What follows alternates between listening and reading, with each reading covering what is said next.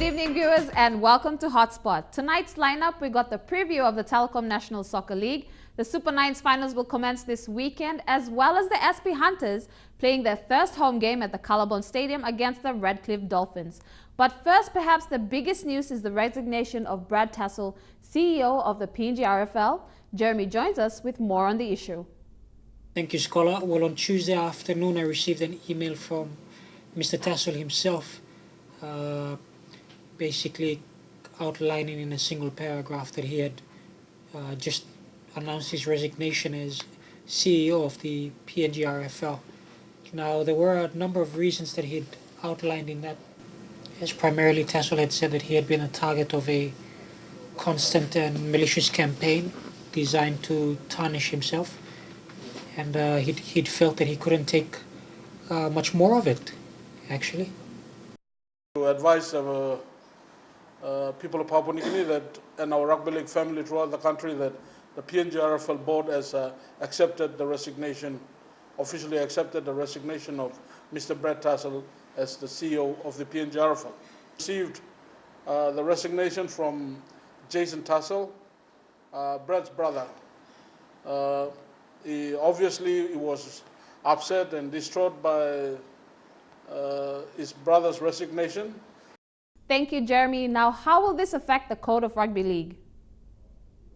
Thanks, Scholar. Well, in general, the code won't really be affected. I mean, there's a whole bunch of other people that have been working very, very hard over the same period of time that Brad's been in. But Chairman Sandy Saka himself said that for a person of Brad Tassell's caliber, finding someone like him would be very, very difficult to replace, considering, as he himself stated, that he works up to 16 hours a day and has dedicated literally his entire life while being here to the code of rugby league. But rugby league in general know that there have been concepts set in place that Brad has laid out during his time here, and those most likely will still continue. Now, the Hunters, considering their performances last season, will this play into the psyche as well for the season this year?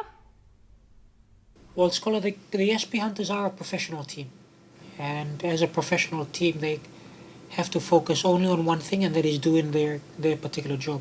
Will it affect the team? Yes and no.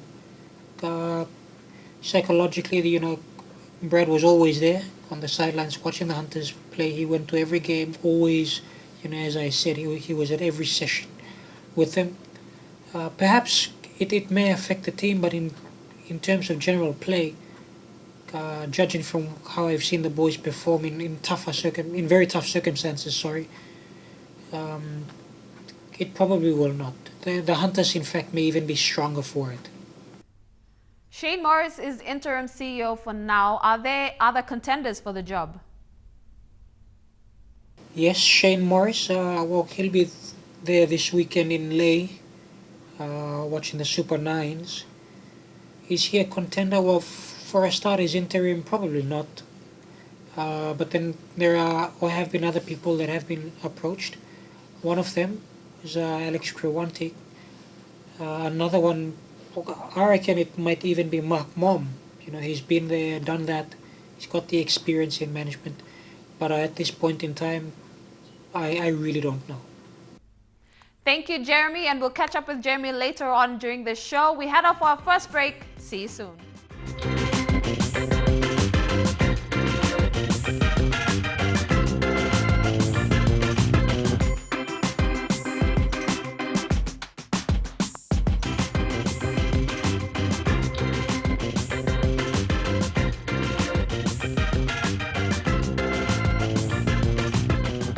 Welcome back to Hotspot. Jeremy joins us again with a preview of the upcoming Telikom National Soccer League. Hey, Scholar. Well, round 8 of the Telikom National Soccer League commences this weekend. Let's hope it's sunshine all the way. It's been raining all over the country as we speak. Anyway, heading over to Leh. Big matchup between Besta FC and Admiralty. Besta, all their young boys, majority of them in the under-23 squad. They'll be looking to make an impression, especially considering the squad just got announced very recently. And They're taking on an Admiralty side who have still, after 7 games, yet to register a win. Now, last week they came the closest I would say they've ever been. That just going down in the last couple of minutes by a header. But apart from that, the team is still working. They're still. I've noticed there's been an improvement in their game from the first couple of rounds, but they still have yet to reach their full potential, I feel. Plenty chance mibla, but no come up. Plenty chance mibla come up, so all boys no paini ma net dumbla net, or no been paini net do score, but anyway me, our ball mibla play him, our ball go mibla same. So thank you, Lord boys. Mibla losing the game, so mibla tam again lo next round mibla again lo round 2. Best on the other hand, the team that they're taking on, very, very strong. There's no doubt about it. As I've said all season, playing in Ley has its challenges. It's always very, very difficult at the SIK, and it won't be any much easier for Admiralty. Now, coming down here to Port Moresby, it's a big double header, and Hekari, they're taking on Oro. Hekari undefeated all season in the domestic league, the Telikom National Soccer League, that is. But over the past couple of days, they had 2 matches overseas in Solomon Islands. They had a 3-0 loss to Western United. Well, they've got an African striker from what I've heard. And also, they had a draw with the Solomon Islands under-23 squad, which was pretty interesting. Now, they're taking on an Oro side who've had been performing very disappointingly for the past 3 rounds. In fact, there have been questions asked from the sidelines. I could just hear people making 1 or 2 comments about the quality of players that they have. So that's something that might have to be worked on, especially going up against the might of Hekari itself. Hekari, I would expect them to have a win in this game, I have to say. Oro losing last week 4-0 to Ley City Dwellers was a very disappointing result for them. But then one of the things that wasn't reported was that Michael Lohai, the defender, he'd actually thought the game was to be played at a later time, so he didn't turn up. And then you had, of course, Francis Tulem and Gary Moka. So ORFC were missing a number of their key players, and they, as a result, had to field in a lot of their less experienced players.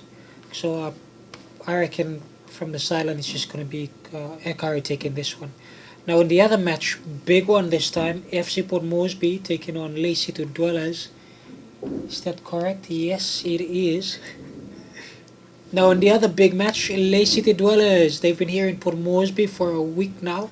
Arrived last week for the game against Oro, and when I had a chat with the coach Peter Gunamba, he said they were just going to spend a week here rather than flying back to Ley and then coming down here again.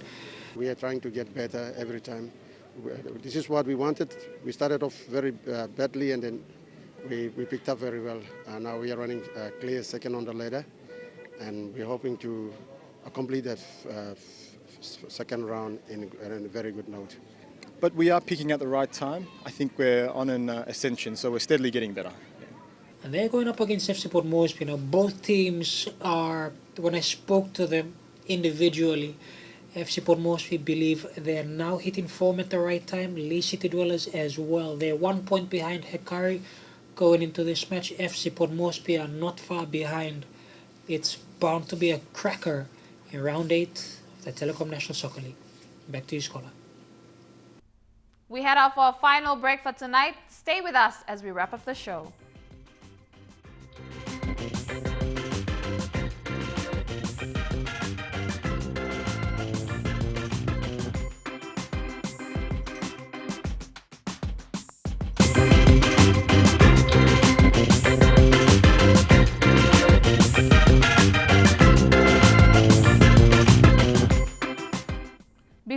wrap up the show, it is going to be a festive rugby league in Leh as the Super Nines finals heat up.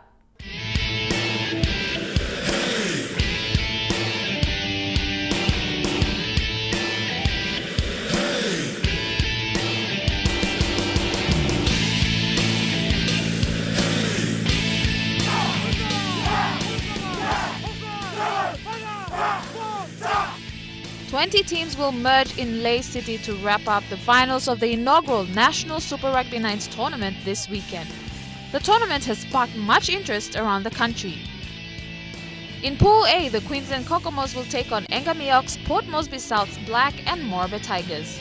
Defending champions of the Digicel Cup, Hella Wigmen are up against contenders Next Tigers, Irupara and NGI Team 1. Another cup contender, Mendi Muruks, will face Wagik Tumbe, Hagendoa and NGI Team 2 in Pool C.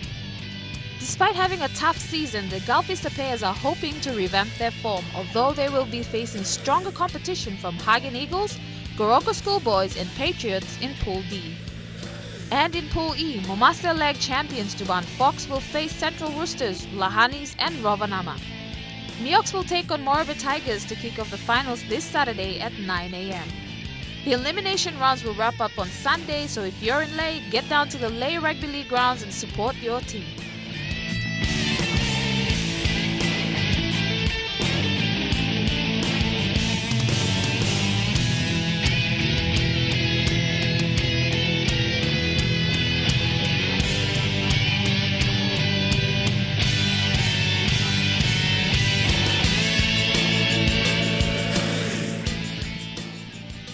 And that's how we wrap things up here on Hotspot tonight. A reminder that if you'd like us to feature you on the show or have us train with you on our special segment, Get Involved, please shoot us an email at sports@emtv.com.pg.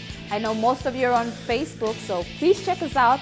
And if you're in Port Moresby, drop by to second floor Garden City and ask for Lorraine, Jeremy, Godwin, Rafaela, and our latest inclusions of Dion, Shane, and Elijah, or myself, and we'll be more than happy to assist you. Until next time, play hard, play safe, and we'll catch you right here on Hotspot.